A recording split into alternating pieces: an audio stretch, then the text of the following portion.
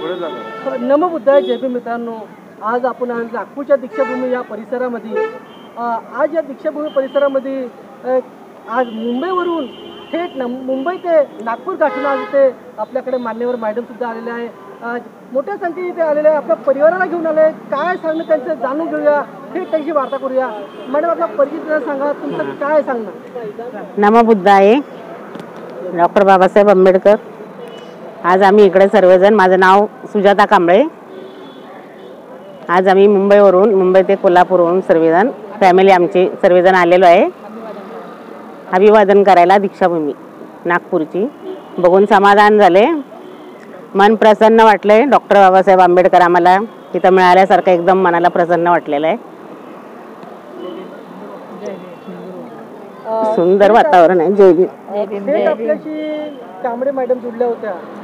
आपल्या परिवाराला घेऊन आज नागपूरच्या दीक्षाभूमीमध्ये आल्या आणि त्यांनी डॉक्टर बाबासाहेब गौतम बुद्ध यांना अभिवादन केलं. चॅनलवर सुद्धा बोलता येत नसलं, पण मन वळले. त्यांचं परिवाराला घेऊन पावले वळले नागपूरच्या दीक्षाभूमीकडे. आज थेट त्यांच्या बोलताना त्यांच्या चेहऱ्यातून एक अश्रू बी निघाले. कारण की महामानव डॉक्टर बाबासाहेब आंबेडकर यांनी नागपूरच्या या दीक्षाभूमीमध्ये लाखो संख्येने इथे लोकांना दीक्षा दिली होती. आज आपल्या मोठ्या परिवाराला घेऊन आज इथं आलेले आहे. आपण जाणून घेऊ त्यांचं काय मत होतं आपल्याकडून. त्यांना क्रांतिकारी जय भीम. निर्मलाताई सुद्धा जुळल्या चॅनलशी. आज त्यांनी मुंबई ते नागपूर गाठून आज डॉक्टर बाबासाहेब आंबेडकर महामानव डॉक्टर बाबासाहेब यांना अभिवादन केलं आहे. आज त्यांच्यासोबत त्यांच्या असंख्य कुटुंबाला ते घेऊन आहे. काय सांगणं जाणून घेऊया. ताईशी थेट वार्ता करूया. ताई आपला परिचय सांगा. जय भीम, जय संविधान. मी निर्मला कांबळे. प्रथमतः मला हे सांगायचं आहे की आज आम्ही नागपूर दीक्षाभूमी इथे सर्वजण कुटुंबासमवेत एकत्र आलो आहोत. खास करून आमच्या मुलांना आम्हाला याची माहिती आज इथे म्हणजे भरपूर प्रमाणात मिळालेली आहे. नागपूर येथे 14 ऑक्टोबर 1956 रोजी बाबासाहेब आंबेडकरांनी 5 लाख अनुयायांना घेऊन जी काही दीक्षा दिलेली आहे ती इथे आम्हाला पूर्ण दीक्षाभूमीमध्ये त्यांचं पूर्ण आम्हाला चरित्र पाहायला मिळालेलं आहे. आणि आज आम्हाला अगदी असं वाटलं की ते आज आमच्यात जर असते तर त्यांनी आणखीन किती प्रगती केली असते आणि आज आमच्यासारख्याने आणखीन किती वर येता आलं असतं. त्यामुळे आज आम्ही आमच्या मुलांना घेऊन इथे भरभरून म्हणजे आम्हाला समाधान वाटलं आहे की इथे आमचे इथे आमचे पाय लागलेले आहेत या भूमीला. नमस्कार. जय भीम. ताईंनी आपल्याला महत्त्वपूर्ण माहिती सांगितली. त्यांना आपल्या परिवाराला घेऊन डॉक्टर बाबासाहेब आंबेडकर यांनी दीक्षा दिलेली नागपूरच्या दीक्षामध्ये त्यांना अनुभव घेण्यासाठी आपल्या परिवाराला घेऊन आलेला आहे. महत्त्वपूर्ण गोष्टीवर त्यांनी चर्चा केली आहे. आमच्याकडून क्रांतिकारी जय भीम. जय भीम. माया काकू सुद्धा जुळलेले आहेत. काय त्यांचं सांगणं जाणून घेऊया. मॅडम आपलं परिचय सांगा. माझं नाव जय भीम, जय बुद्ध. माझं नाव माया खाडे.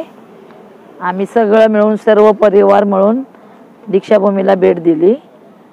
कोल्हापूर नागपूरला आम्ही सगळेजण आलोत. कोल्हापूरवाले पण येऊन इथं आम्हाला सगळे पाहणी केली. आम्ही बघून समाधान वाटलं. त्यांचे फोटो सगळे बघून आम्हाला छान वाटलं. एवढंच बोलून मी माझे जय भीम नमो बुद्धाय.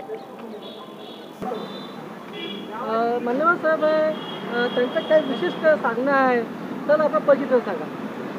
प्रथम आपल्या इथं दीक्षाभूमीला आलेलो आहे.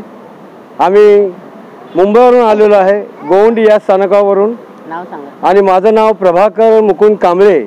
माझं गाव कसबे डिग्रज, तालुका मिरज, जिल्हा सांगली.